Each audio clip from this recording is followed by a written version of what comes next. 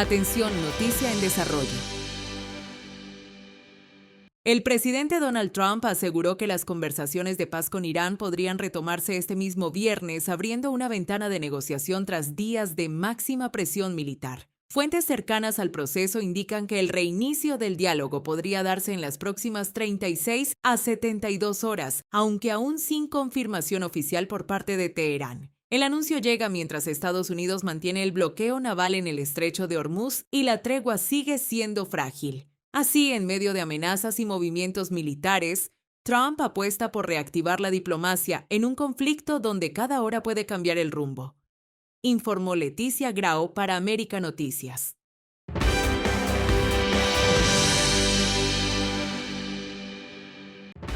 Bienvenidos. Esto es América Noticias bajo la dirección general de Carlos Vasallo. Estos son los titulares que marcan la jornada informativa de hoy. Misiles en las calles. Irán exhibe su poder en Teherán y eleva la tensión en plena tregua. Mientras tanto, Raúl Castro ordena firmeza total al ejército ante cualquier agresión desde Estados Unidos. Y en la isla, entra en vigor una nueva ley aduanera que endurece controles y refuerza la vigilancia. Tenemos los detalles, pero además, un avión del FBI aterriza en Cuba y recupera a un niño en una operación que cruzó varios países. Les contamos. Y atención, Félix Guillermo analiza junto al autor y politólogo Andrés Servín la crisis en Medio Oriente y el verdadero alcance del cese al fuego. Miguel Cosío pone en contexto, junto a la analista político Marcel Felipe, las negociaciones entre Estados Unidos y el régimen cubano y el nivel de presión que enfrenta la cúpula. Y Camilo Egaña conversa con el juez Alberto Milián sobre las decisiones del fiscal general de Florida, el tema del voto y lo que viene para las elecciones de medio término. Información confiable y al momento. Aquí en América Noticias. Comenzamos.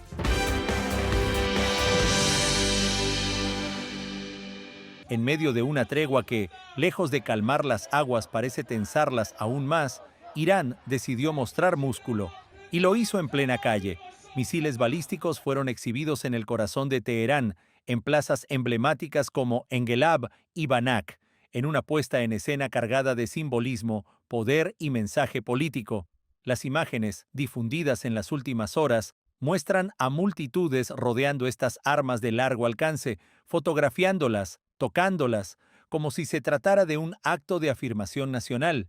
Pero el mensaje va mucho más allá.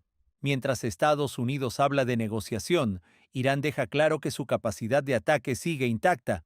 Todo esto ocurre al mismo tiempo que el presidente Donald Trump decidió extender de forma indefinida el alto el fuego en Medio Oriente. Ningún alto al fuego se da sin algunos tropiezos. Hemos dejado muy claro que queremos detener los bombardeos, queremos que nuestros aliados los detengan y queremos que los iraníes hagan lo mismo.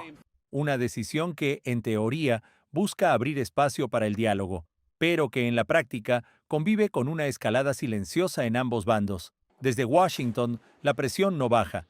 El Pentágono mostró su poder con un despliegue de aviones, drones y buques en plena operación, acompañado de un mensaje directo. El ejército estadounidense se está rearmando y adaptando durante la tregua. Es decir, no hay pausa real, solo una pausa táctica. Al mismo tiempo, el bloqueo naval contra Irán sigue en pie, asfixiando su economía y manteniendo bajo control rutas clave como el estrecho de Hormuz, por donde pasa una quinta parte del petróleo mundial. Trump asegura que Teherán pierde cientos de millones de dólares al día, mientras advierte que las fuerzas están listas para actuar. Del lado iraní, la respuesta es firme. Sus líderes rechazan negociar bajo amenazas y advierten que tienen nuevas capacidades aún no reveladas. La exhibición de misiles en espacios públicos no es casual, es una advertencia directa al mundo. Así, la tregua se convierte en un espejismo, sin disparos pero con máxima tensión, con armas listas, discursos endurecidos y un tablero internacional donde cualquier movimiento puede romper el frágil equilibrio y desatar una nueva fase del conflicto, informó Camilo Lavastilla para América Noticias.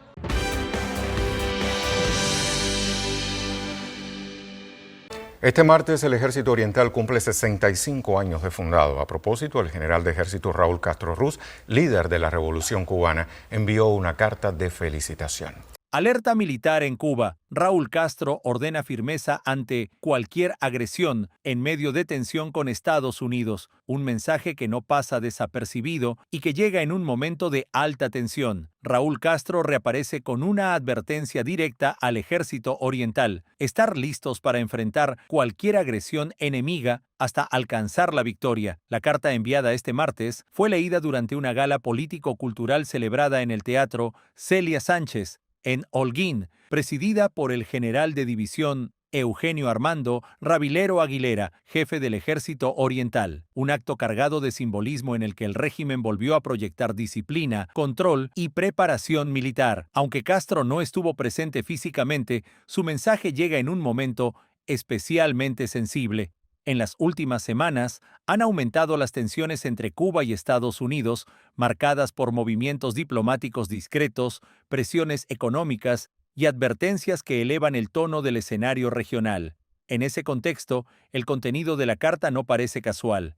Castro evocó los orígenes del Ejército Oriental tras Playa Girón y reforzó la narrativa histórica del oficialismo, Oriente como bastión clave de la revolución. Si salvamos Oriente, salvamos la revolución, citó en una frase que vuelve a cobrar fuerza ante el clima actual. Pero más allá de la historia, el mensaje apunta al presente. La insistencia en la firmeza y la preparación permanente se alinea con una estrategia más amplia. En paralelo, el régimen intenta proyectar cohesión interna en medio de una crisis económica profunda, escasez y creciente malestar social, factores que también influyen en este tipo de mensajes dirigidos a las Fuerzas Armadas. El tono es claro: resistencia, disciplina y preparación ante cualquier escenario, una advertencia desde la cúpula histórica, en medio de un tablero que se calienta, y una señal de que Cuba se sigue preparando para un escenario de confrontación que, por ahora, no desaparece, informó Camilo Lavastilla para América Noticias.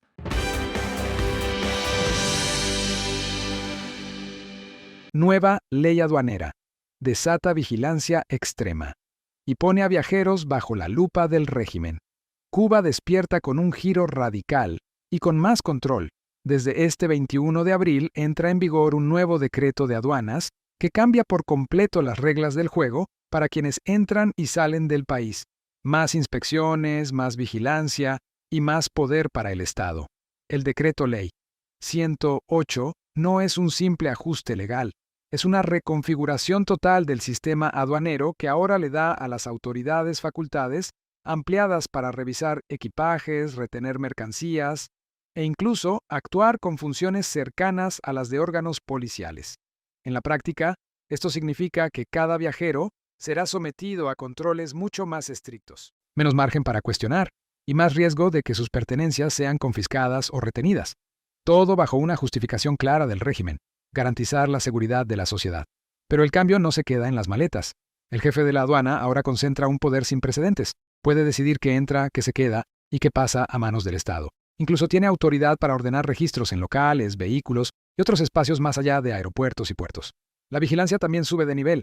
Cámaras obligatorias, controles radiológicos a personas y equipajes, unidades caninas y una advertencia directa: quien no coopere, simplemente no viaja. La aduana puede impedir que un pasajero aborde su vuelo si se niega a los controles. Todo esto ocurre en un momento crítico, donde millones de cubanos dependen de lo que traen del exterior para sobrevivir en medio de la crisis. Así, el nuevo decreto no solo redefine la aduana, redefine el control. Más poder, más vigilancia y más presión sobre una población que ya vive al límite, en una isla donde ahora, cruzar la frontera puede convertirse en un filtro mucho más riguroso y sin margen de escape, informó Enrique López para América Noticias.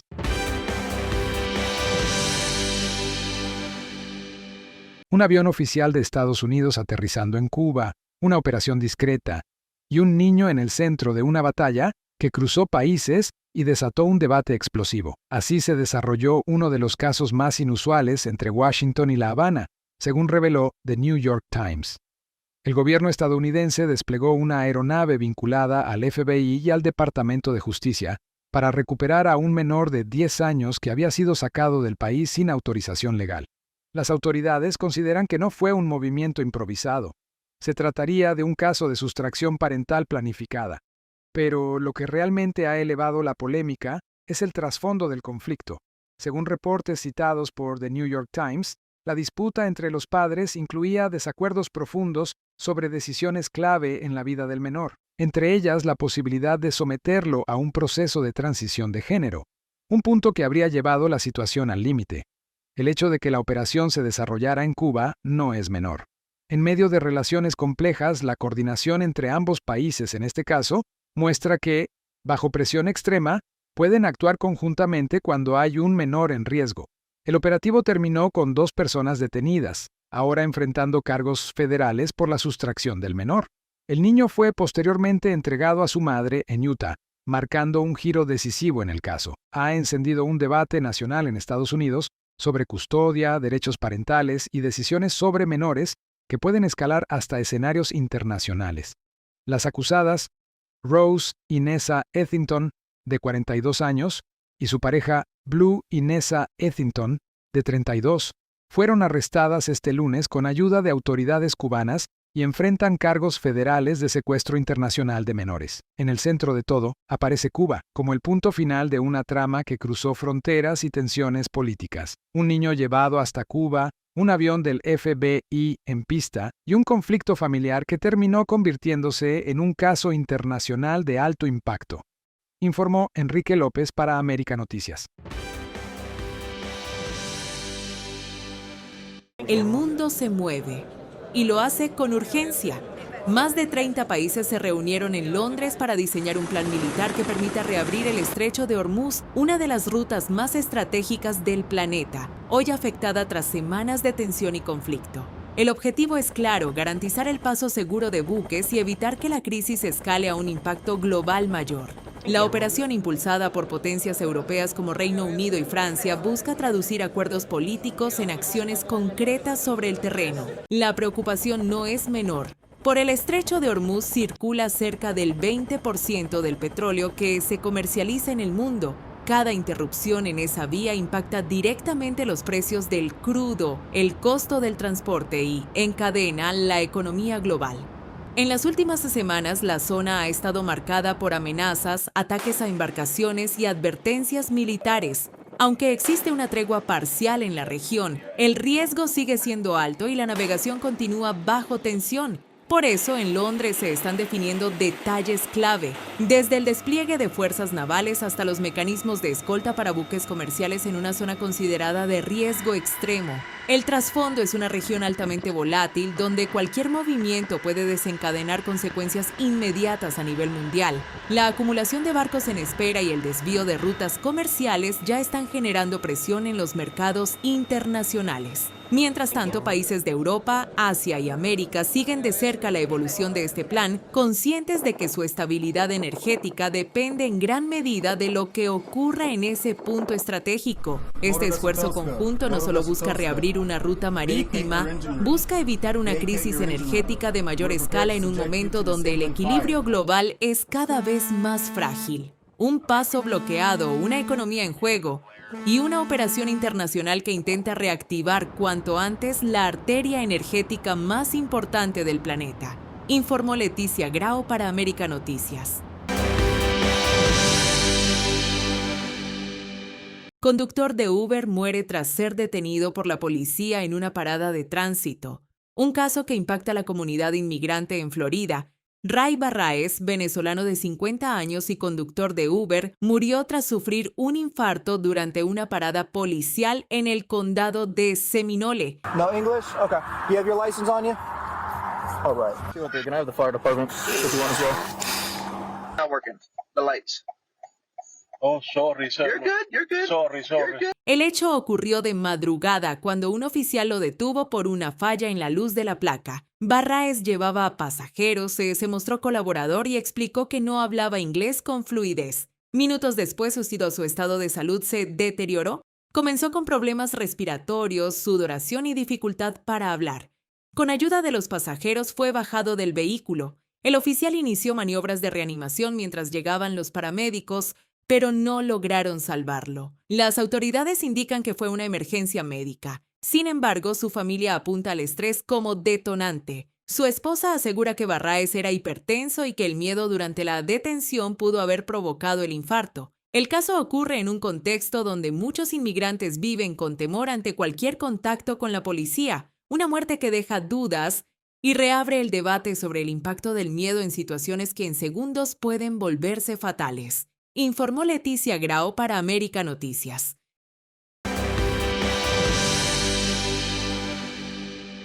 La represión en Irán escala y lo hace con un mensaje brutal. La horca sigue siendo una herramienta de poder. El régimen ejecutó a 2 hombres acusados de colaborar con Israel en un caso que vuelve a encender las alarmas internacionales y deja al descubierto una estrategia de control cada vez más agresiva.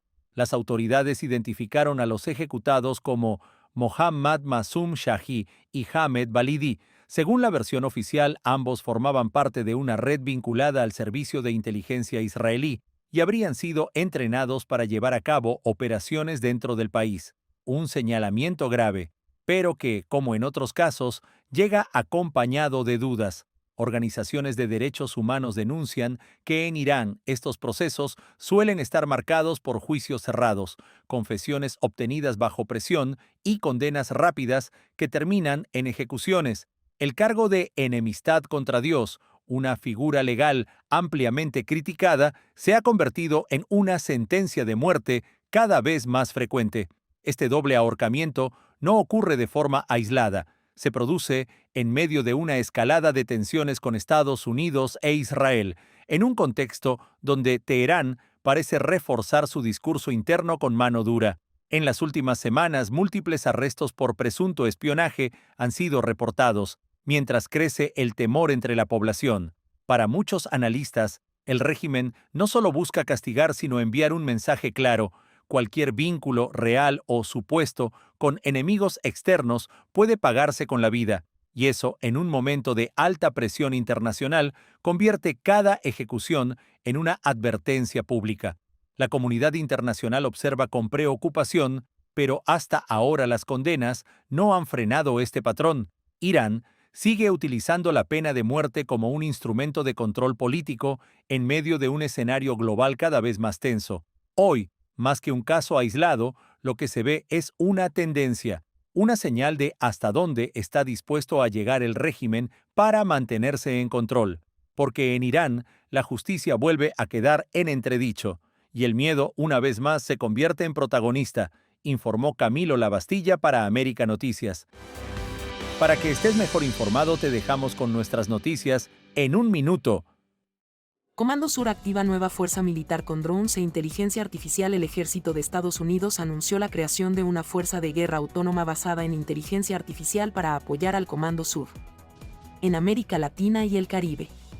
La nueva unidad usará drones, sistemas no tripulados y plataformas autónomas o semiautónomas para desarticular redes narcoterroristas y responder a crisis provocadas por desastres naturales. Según el mando militar, la idea es conectar misiones tácticas con efectos estratégicos de largo plazo en una región cada vez más sensible para Washington. El anuncio confirma que Estados Unidos está reforzando su capacidad de vigilancia y ataque en una zona donde la competencia geopolítica se ha vuelto más intensa. El Comando Sur afirma que quiere aprovechar la superioridad tecnológica del ecosistema de defensa estadounidense con innovación y cooperación regional. Para analistas, la combinación de IA y drones abre un nuevo capítulo de militarización en el hemisferio, con más alcance y menos intervención humana directa. Dron militar de Estados Unidos cerca de Cuba eleva la tensión. Un dron MQ-4C Tritón de la Marina de Estados Unidos realizó una misión de vigilancia alrededor de Cuba y fue detectado muy cerca de la isla durante un vuelo de largo alcance. La aeronave, identificada como Black 6, sobrevoló zonas próximas a la costa sur cubana y generó nuevas preguntas sobre el nivel de monitoreo estadounidense en el Caribe. El movimiento coincidió con despegues de aviones desde Key West y con reportes de una vigilancia aérea más intensa en la zona. La misión forma parte de una secuencia de operaciones de inteligencia que también incluye aviones espía y despliegues navales en la región. En Cuba, estos vuelos se interpretan como una señal clara de presión militar y de espionaje sostenido sobre el gobierno de Miguel Díaz-Canel. Aunque Washington no ha descrito el objetivo exacto de cada vuelo, el patrón confirma que el Caribe sigue siendo un punto clave en la estrategia de seguridad estadounidense.